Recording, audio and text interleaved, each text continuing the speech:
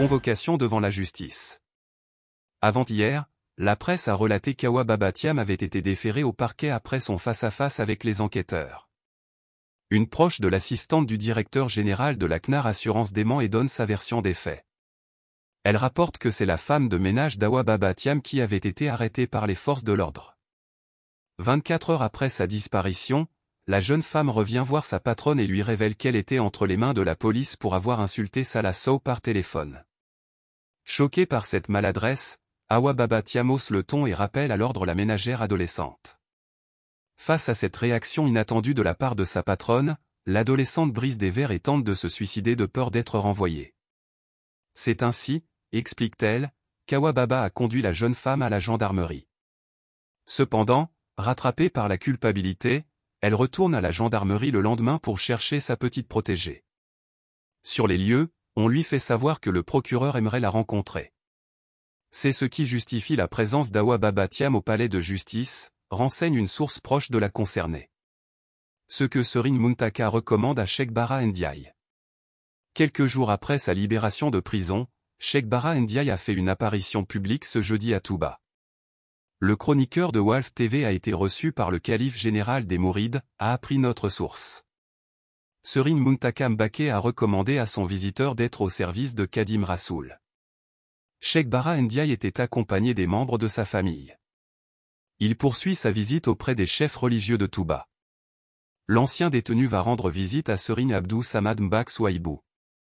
Le préfet de Dakar interdit la manifestation du Coliped. Le rassemblement formulé au nom du collectif pour la libération des détenus politiques, Colidep, qui devait se tenir aujourd'hui vendredi à la place de la Nation, est interdit par le préfet de Dakar. Risque de trouble à l'ordre public, entrave à la libre circulation des personnes et des biens sont les raisons avancées par l'autorité préfectorale qui charge le commissaire central de Dakar de l'exécution du présent arrêté. Maître Abdoulaye Tine annonce sa candidature pour la présidentielle de 2024. C'est officiel. Le président de l'Union sociale libérale, USL, est candidat à l'élection présidentielle du 25 février 2024. Maître Abdoulaye Tine, avocat au barreau de Paris, en a fait l'annonce en marge d'une conférence de presse qu'il a tenue ce jeudi 21 septembre 2023, à Dakar. Le président de l'USL a par ailleurs fait part des perspectives notamment le congrès d'investiture prévu le mois d'octobre prochain. Ce congrès d'investiture, signale-t-il, se déroulera sous l'égide d'une grande coalition qui compte déjà une cinquantaine de mouvements citoyens, partis politiques et personnalités indépendantes. Mais surtout une coalition non pas fondée sur un panel de leaders, mais plutôt portée par les forces vives de la base, de la société. Selon lui, les préparatifs sont déjà en cours tant au plan organisationnel que de la mobilisation dans les 45 départements et la diaspora. Dakar, hôte d'un forum sur le financement des projets ferroviaires en octobre. L'État du Sénégal est dans une dynamique de relance de l'activité ferroviaire. Moment symbolique de cette tendance, le retour temporaire de la ligne Thiès-Touba lors du dernier Magal. Mise en service qui a suscité l'engouement des pèlerins. Les chemins de fer ont longtemps joué un rôle significatif au Sénégal, transportant personnes et marchandises et faisant travailler des centaines de gens. Le train s'est arrêté au Sénégal en 2018 avec la fin du petit train bleu qui desservait Dakar et sa banlieue et d'autres régions, mais que la vétusté des installations a condamné.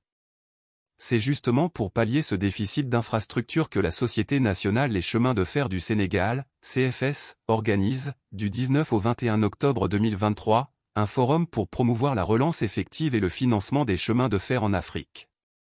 Les objectifs de ce rendez-vous furent au cœur d'un déjeuner de presse auquel ont pris part M. Malik Ndouaye, directeur général de CFS.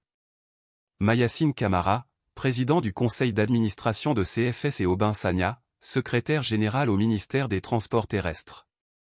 M. Malik Ndouaye a indiqué que ce forum, organisé en collaboration avec l'Union internationale des chemins de fer, UIC, vise à repositionner le Sénégal au cœur de la stratégie ferroviaire en Afrique. La rencontre permettra de réunir l'ensemble des acteurs du ferroviaire, décideurs politiques, représentants des compagnies ferroviaires, industriels, organismes techniques, secteur privé, partenaires au développement afin d'impulser et redynamiser le développement des chemins de fer en Afrique. Le corps d'un nouveau-né retrouvé dans un dépotoir d'ordures à Ouest-Foire. Énième découverte d'un corps d'un nouveau-né faite, ce jeudi, dans un dépotoir d'ordures à Ouest-Foire, et plus précisément, à côté du mur de l'aéroport. La découverte macabre a été faite par les agents de ramassage d'ordures de la société Sonaged. C'est un nouveau-né de sexe masculin bien enveloppé, retrouvé au moment où un charretier déchargeait sa poubelle. Ce dernier, interrogé sur place par le major de la brigade de gendarmerie de la Foire, a fait savoir au limier qu'il n'en savait rien, alors que les bruits de couloir persistaient à dire qu'il connaît exactement la maison de la provenance de la poubelle. Il a finalement été embarqué par les limiers à la brigade.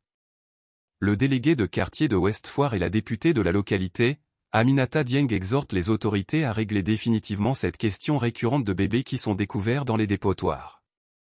Ainsi, c'est la 7e fois que le corps d'un nourrisson a été découvert en quelques mois rien qu'à West-Foire selon le délégué du quartier.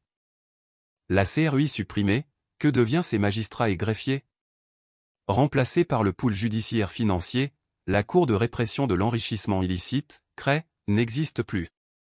Selon les Échos, les magistrats qui y étaient affectés sont en train d'être redéployés dans les autres juridictions.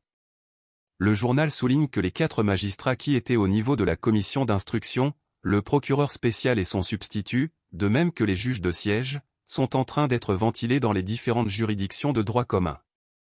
Dans ce sens, certains ont été même affectés à Saint-Louis, souffle la source. Celle-ci confie que les affectations concernent également les greffiers dont El Hadji Ayaboun Malik Diop transférés à la Cour d'appel de Dakar. Concernant le pôle judiciaire financier, les magistrats seront désignés à la prochaine réunion du Conseil supérieur de la magistrature, avancent les Échos. Qui rappelle que ce pôle sera composé d'un parquet financier, d'un collège des juges d'instruction financière, d'une chambre de jugement financière, d'une chambre d'accusation financière, d'une chambre des appels financières et d'assistants de justice spécialisés. Un candidat de trop d'ambi? 4e candidat confirmé de l'APR, en attendant 2 autres au moins très prochainement, Boun Dionne pourrait-il perturber les plans de Macky Sall et de son candidat? À Gossa où l'APR et BI ont perdu les 6 mairies lors des dernières élections locales, l'ancien Premier ministre est à la peine. Même si son poulain, Madiane Seck, maire sortant, peut encore se prévaloir d'une certaine capacité de mobilisation, l'actuel directeur général de Petrosan, Adama Diallo reste le « maître incontesté » du département. Parti sous les couleurs de la coalition, Andunaoul, lors des dernières élections territoriales et législatives, Adama Diallo n'a laissé aucune chance à ses adversaires. Or, dans le contexte actuel, il a un candidat et un seul, celui désigné par Macky Sall. Il l'a confirmé et ses partisans travaillent pour la victoire d'Amadou Ba, confient des sources de Rewmi Quotidien qui s'interrogent sur les véritables motivations de Boun Dionne, sur ses chances surtout. Un questionnement d'autant plus légitime que l'ancien chef du gouvernement a toujours été en phase avec le président de la République. Mais, la politique étant fille de son temps, Mahamad Dionne pourrait bien obéir à une nouvelle exigence contextuelle qui le pousse au front. À 63 ans, l'âge de l'émancipation a sans doute plus que sonné pour se lancer en piste et danser le rythme des candidats déclarés. Seulement, Dionne a la réputation d'un homme prudent, très rationnel et vraiment sensé. Un sens de la mesure qui pourrait également venir à bout de sa volonté de briguer le suffrage des Sénégalais à un moment où Macky Sall, son ami, qu'il n'a pas perdu, a déjà bien trop de problèmes à gérer une piste bien encombrée. Autrement, Dionne pourrait être le prototype d'un candidat à reculons. Déjà 60 candidats pour une population de 18 millions d'habitants, mais pas que. La liste pourrait connaître une mise à jour dans les prochains jours à moins de 5 mois de l'élection présidentielle. Cette liste de candidats déclarés est un mélange d'anciens membres fondateurs du parti APR, d'anciens socialistes et libéraux mais aussi acteurs de la société civile et des indépendants. Toujours est-il que le parrainage viendra tamiser cette liste provisoire. Voici la liste complète des candidats déclarés. 1. Khalifa Sall. 2. Ousmane Sonko. 3. Odétié Fall. 4. Malick Gakou. 5. Babacar Diop. 6. Alassane Niang. 7. Aminata Touré. 8. El Hadj Diouf. 9. Moussa Diop. 10. Mohamed Ben Diop. 11. Mor Faye. 12. Abdourahmane Diouf. 13. Siressi. 14. Bougane Gueye. 15. Marie Teonian. 16. Alioula. 17. Cheikh Abdou Bara Dolly. 18. Mamadou Lamine Diallo. 19. Cheikh Dieng. 20. Cheikh Oumar Diagne. 21. Ndongo Ndiaye. 22 Abdoul Mbey. 23 Idrissa Seck. 24 Alioune Sarr. 25 Mo Gates. 26 Papa Djibril Fall. 27 Ibrahima Dat. 28 Mamadou Diop de Croix. 29 Serigne Bassirou Mbacké Kadima Waba. 30 Daouda Ndiaye. 31 Ibrahima Sissoko. 32 Fatou Samak Thiam. 33 Moustapha Kane. 34 Waïdea Essatou Mbodj. 35 Rose Wardini. 36 Doudou Sidibé. 37 Anta Babacar Ngom. 38 Tierno Alassane Sall. 39 Amadou Ba. 40 Karim Wade. 41 Boubacar Kamara. 42 Mamadou Ibra Kane. 43 Malik Gueye. 44 Mamadou Sow. 45 Jean-Baptiste Diouf. 46 Birima Mangara. 47 Aline Ngouille Ndiaye. 48 Cheikh Alassane Sène. 49 Djidiack Faye. 50 Mayassine Camara. 51 Ibrahima Khalil Diouara. 52 Dr Serigne Gueye Diop. 53 Mam Boy Deyao. 54 Dr Aliou Camara. 55 Mamadou Dieye, capitaine. 56 Dr Cheikh Tidiane Gadio. 57 Professeur Ansatou Sow Sidibé. 58 Salamar. 59 Mohamed Boun Abdallah Dionne. 60 Youssoufa,